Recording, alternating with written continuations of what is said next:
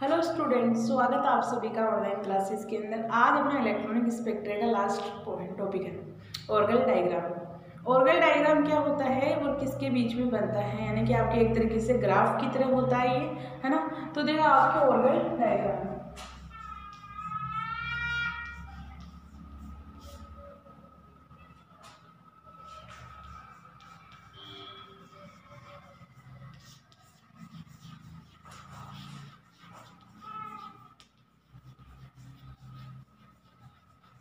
Orgel diagram होता है वो आपका किनके बीच में बनता है, आपके बनता है फील्ड स्ट्रेंथ के बीच में, फील्ड स्ट्रेंथ के बीच में और आपके एनर्जी के बीच में बनता है। अब फील्ड स्ट्रेंथ क्या होता है आपके, जैसे अपन ने सीएफटी के अंदर स्प्लिट किया था ऑर्बिटल्स को, जैसे T2C EC, तो उन्हें अपन फील्ड स्ट्रेंथ भी बोलते हैं कि उनकी वजह से आपके पीक। अब देखो आपको इसमें कुछ पॉइंट्स आपको याद रखने होंगे, साथ में आपके पास जो वैल्यूज दी गई है यानी कि कुछ टर्म्स होते हैं उनको याद ही रखना पड़ेगा। ओके, तो अपने पास फील्ड स्ट्रेंथ के बीच में और एनर्जी के बीच में जो ग्राफ बनेगा उसे अपन कहते हैं ऑर्गल डायग्राम। सबसे पहले परिभाषा होगी कि ऑर्गल डायग्राम क्या होता है। Orgel diagram energy versus field strength के बीच में बनता है, स्ट्रेंथ के बीच में बनता है। हर एक कॉम्प्लेक्सेस के लिए अलग अलग प्रकार का ऑर्गल डायग्राम होता है, सेम ऑर्गल डायग्राम नहीं होता है। ओके, तो और ये किन के लिए, जिनके अंदर स्पिन अलाउड कॉम्प्लेक्स ट्रांजिशन होगा उनका ही ऑर्गल डायग्राम बनेगा। जैसे कल मैंने बताया था स्पिन अलाउड ट्रांजिशन, यानी सिलेक्शन रूल देख रहे थे अपन। सिलेक्शन रूल में अपन लेपोर्ट सिलेक्शन रूल देखा, फिर अपन ने देखा स्पिन सिलेक्शन रूल। तो स्पिन सिलेक्शन रूल के अंदर मैंने कहा कि जिनकी स्पिन अलाउड होगी वो आपका अलाउड ट्रांजिशन होगा, यानी कि जो स्पिन आपकी जो पहले थी वैसी ऊपर जाने के बाद में वैसी की वैसी ही रहेगी, यानी कि जब आप उसकी स्प्लिटिंग करवाओ तब भी आपके पास स्पिन वैसी, यानी कि प्लस हाफ स्पिन अगर नीचे थी तो प्लस हाफ ही आपके ऊपर होनी चाहिए, तभी आपके क्या होगा ये ट्रांजिशन पॉसिबल होगा, अदरवाइज आपके पॉसिबल नहीं होगा। जैसे अब मैंने कहा कि जैसे स्पिन चेंज हो जाए तो ऐसे ट्रांजिशन आपके अलाउड होंगे। तो पहली बात तो ये हो गई कि ऑर्गल डायग्राम किनके लिए अलाउड बनेगा। फर्स्ट पॉइंट है जिनके अंदर स्पिन अलाउड ट्रांजिशन हो।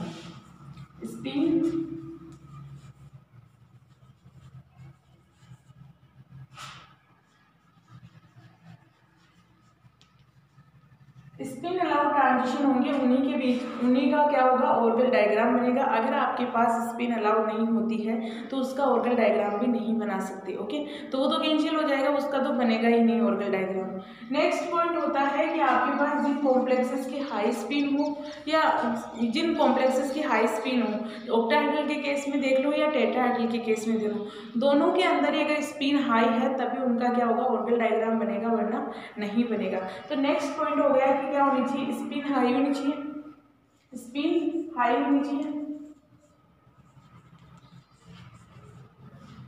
ऑक्टाहेड्रल और टेट्राहेड्रल दोनों के केस के अंदर। ओके, तो दोनों के केस के अंदर अपन कह रहे हैं कि स्पिन हाई होनी चाहिए, एक स्पिन अलाउड होनी चाहिए। ओके, जिनकी स्पिन लो होती है उनके अंदर ऐसा ट्रांजिशन पॉसिबल नहीं है, उनकी क्या होगी आपके पहली बात तो आपका क्या होगा स्पिन अलाउड ट्रांजिशन ही नहीं होगा। ओके, जिनकी लो स्पिन होती है उनका अपन ऑर्गल डायग्राम नहीं बना सकते। ओके, बताएंगे कैसे बनेगा आपका ऑर्गल डायग्राम, किस तरीके से उसे याद रख सकते हैं। ओके, तो अपना फर्स्ट पॉइंट तो आपको ये याद रखना रहेगा, क्योंकि ऑर्गल डायग्राम एग्जाम में बहुत बार पूछा जाता है कि ऑर्गल डायग्राम कैसे बनता है और किन किन के बीच में बनता है ना। तो ऑर्गल डायग्राम के बारे में आपको कुछ लिखना होगा। तो फर्स्ट पॉइंट तो ये हो गया कि ये डायग्राम आपके किसके बीच में बनता है, फील्ड स्ट्रेंथ एंड आपके एनर्जी के बीच में बनता है। साथ में ये किनके लिए बनता है, जिनकी स्पिन अलाउड होगी उन्हीं के लिए बनेगा, और जिनकी अगर स्पिन फॉरवर्डेड होती है उनके लिए ये आपका ऑर्गल डायग्राम नहीं बनता है। और जिनकी स्पिन हाई होती है, चाहे ऑक्टाहेड्रल कॉम्प्लेक्सेस की बात कर लो चाहे टेट्राहेड्रल कॉम्प्लेक्सेस की बात कर लो, जिनके अंदर क्या होगा स्पिन हाई होगी उन्हीं की आपके ये पीक बनेगी, और जिनके अंदर लो स्पिन कॉम्प्लेक्सेस होंगे उनकी ये पीक प्राप्त नहीं होती है। ये थी आपके कुछ थ्योरेटिकल पार्ट, आपका थ्योरी वाला पार्ट बस इतना ही है। अब आपको कुछ बातें याद रखनी है, उन्हीं के आधार पर अपन आगे किसी भी मॉलिक्यूल की इजीली पीक प्राप्त कर सकते हैं, क्योंकि ये आपकी जो वैल्यूज दी गई है वो आगे हाई क्लासेस के अंदर होती है, अभी आपके इतना सिलेबस में नहीं है। जब सिलेबस में नहीं है तो आपको बस याद ही रखना होगा। ओके, क्योंकि डिटेल से उन्हें समझाना बहुत मुश्किल हो जाएगा। ओके, तो अपने सिलेबस में इतना जितना है उतना अपन कवर कर रहे हैं। तो फर्स्ट आता है कि इलेक्ट्रॉनिक कॉन्फ़िगरेशन के आधार पर कुछ अपन टर्म्स याद करते हैं ना, उन टर्म्स के आधार पर किसी भी स्पिन किसी भी का ऑर्गल डायग्राम इजीली बना सकते हैं। ओके, तो फर्स्ट पॉइंट था अपना इलेक्ट्रॉनिक कॉन्फ़िगरेशन।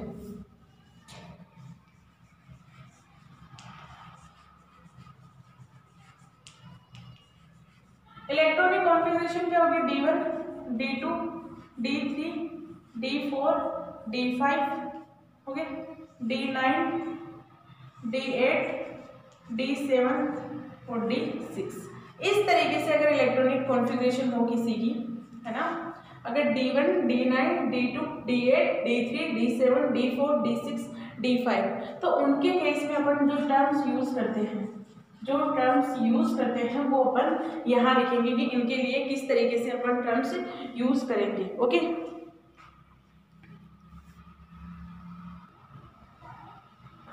जो टर्म्स अपन याद करेंगे, है ना, तो इसके केस में क्या हो जाएगी? D, और इसके केस में हो जाएगी F, इसके केस में भी F, और इसके केस में भी D, और इसके केस में S, यानी कि D F F D S। Okay, तो ऐसे याद करोगे तो याद हो जाएगी। इसके लिए हो जाता है 2D 3D 4F, sorry 2D 3F 4F, और ये 6D और ये 6S। ओके, तो इस तरीके से अपन वैल्यूज याद करते हैं। देखो, जब आपके कोई कॉम्प्लेक्स दिया होगा, देखो आगे जब अपन ऑर्गल डायग्राम बनाएंगे तब पता चल जाएगा कहाँ यूज होने वाली है। अभी बस आप इतना याद रखो कि इलेक्ट्रॉनिक कॉन्फ़िगरेशन अगर आपके पास किसी भी मॉलिक्यूल्स की जब आप इलेक्ट्रॉनिक कॉन्फ़िगरेशन निकालते हो तो कॉम्प्लेक्स होगा, कॉम्प्लेक्स के अंदर आपको क्या होगा? इलेक्ट्रॉनिक विन्यास निकालना होगा।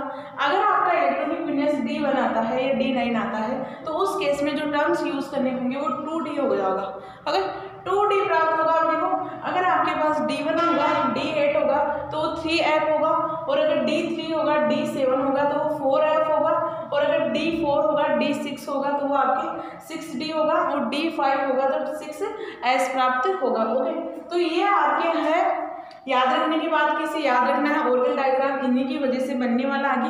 अब बात आती है कि ये तो अपने को पता है, लेकिन अब अपन आगे, क्योंकि इनको तो अपन ने इनमें कन्वर्ट कर दिया, अब इनको आगे जो कन्वर्ट करने वाले हैं इनकी मुल्किन सिंबल्स कहते हैं जिन्हें, वो मुल्किन सिंबल्स भी अपने को याद ही रखने होंगे।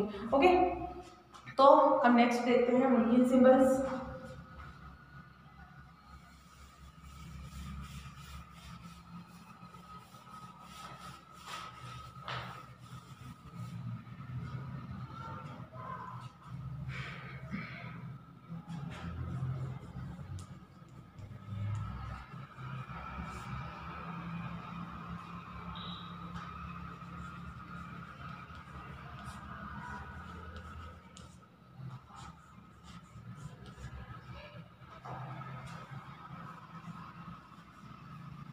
क्योंकि अपने पास क्या है? SPDF ही है, उनके आधार पर अपन कैसे देखेंगे? कैपिटल में लिखना होगा। ओके, SPDF के आधार में लिखना होगा। S के लिए होता है A1G T1G, और यहाँ हो जाएगा आपका T2G प्लस EG, और यहाँ हो जाएगा आपका EG plus T1G plus T2G। Okay, ये हो जाएगा। इनको भी अपने को याद ही रखना होगा कि S के केस में जो टर्म सिंबल होता है वो आपका A1G होता है, और P के केस में T1G होता है, D के केस में T2G EG होता है, और F के केस में आपका आता है EG T1G T2G। ऑक्टाहेड्रल में सिमेट्री पाई जाती है, इसीलिए G वर्ड का यूज किया गया है। और अगर आप टेट्राहेड्रल के केस में देखेंगे तो क्या हो जाएगा? यहाँ से G वर्ड हट जाएगा, A1 T1 T2 plus E, और यहाँ हो जाएगा E plus T1 plus T2। Okay, इस तरीके से इन्हें स्प्लिटिंग करवाएंगे।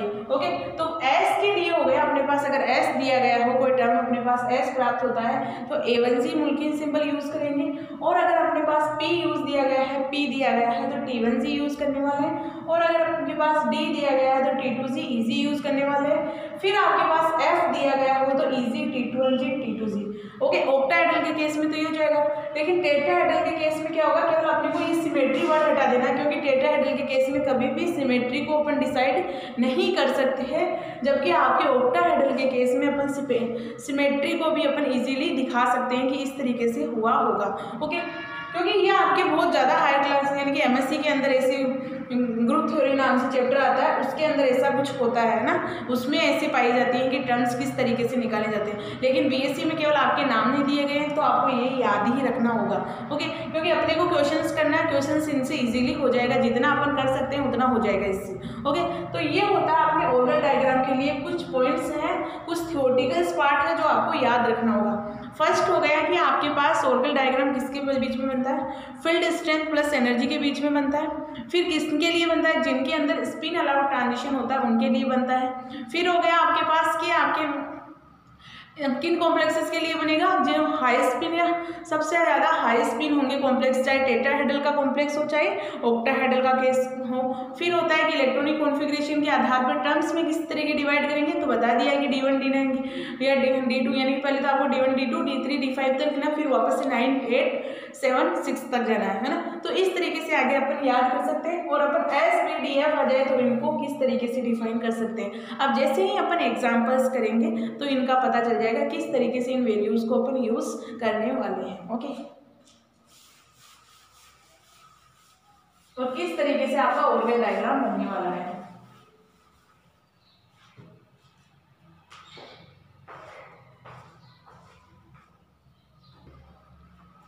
अब जैसे मेरे पास है D1 कोई कॉम्प्लेक्स है, D1 कॉम्प्लेक्स है, यानी कि जिस कॉम्प्लेक्स की ऑक्सीडेशन स्टेट इलेक्ट्रॉनिक कॉन्फ़िगरेशन क्या है, D1 है, और वो आपका क्या है, ऑक्टाहेड्रल कॉम्प्लेक्स है। ओके, तो इस तरीके के कॉम्प्लेक्स में आप देखते हैं कि ऑर्गन डायग्राम किस तरीके से बनाया जा सकता है। ओके,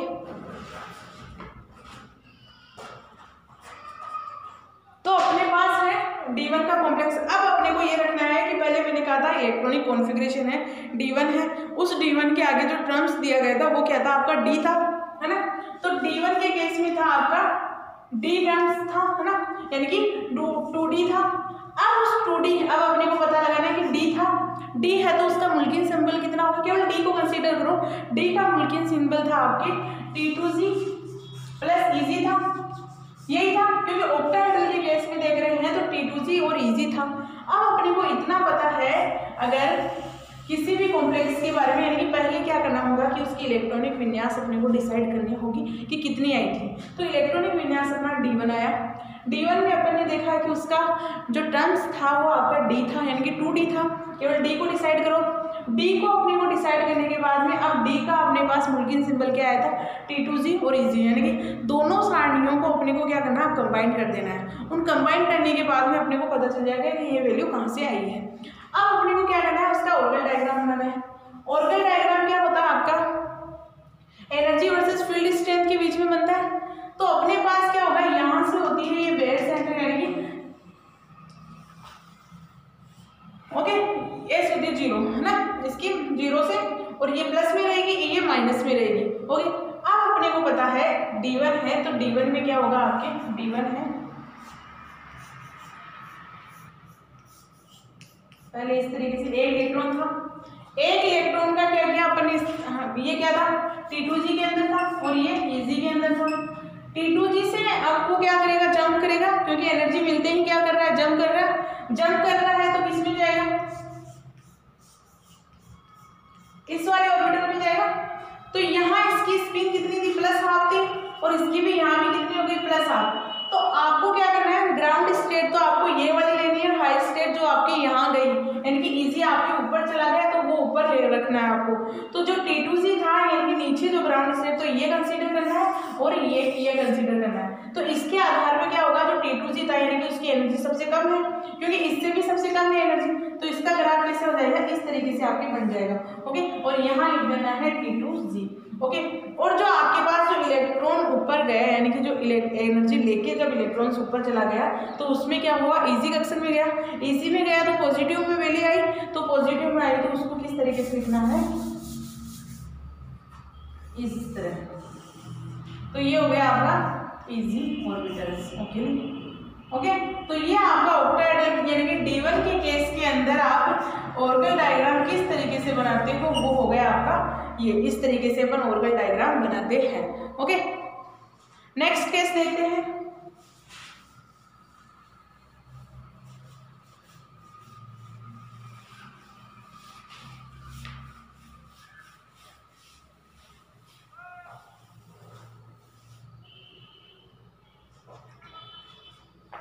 नेक्स्ट देखते हैं D2 के लिए कि D2 के लिए किस तरीके से ऑर्गन डायग्राम। अब D2 पता है तो अपने को क्या था, DFFS है ना, DFFDS ये था। तो D के लिए था, अब 2D के लिए यानी कि इलेक्ट्रॉनिक कॉन्फ़िगरेशन D2 है तो उसके लिए कितना आया था अपने पास, F आया था, 3F वैल्यू आई थी। अब अपन ने F को कितने भागों में यानी कि उसका मुल्किन सिंबल कितना था आपका, इजी था, T1G था और T2G था, यही था। और जो आपके ये हैं मतलब जो आपके ये दिए गए हैं F को अपन ने 3 भागों में डिवाइड कर दिया। ओके, D2 का इलेक्ट्रॉनिक आप क्या करना है, स्पिन देखनी है, ये ऑक्टाहेड्रल का केस है। ओके,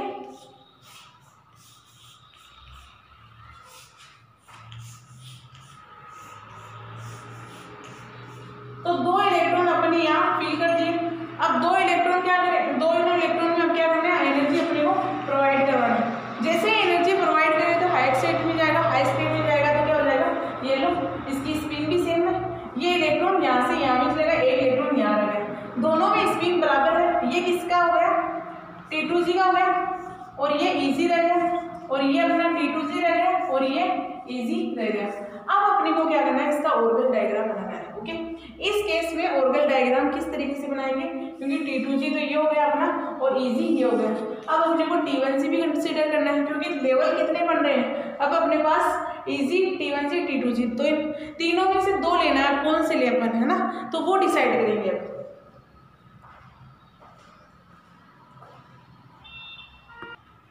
तो इस प्रकार के केस में क्या करें, यहाँ A2G करो, A2G।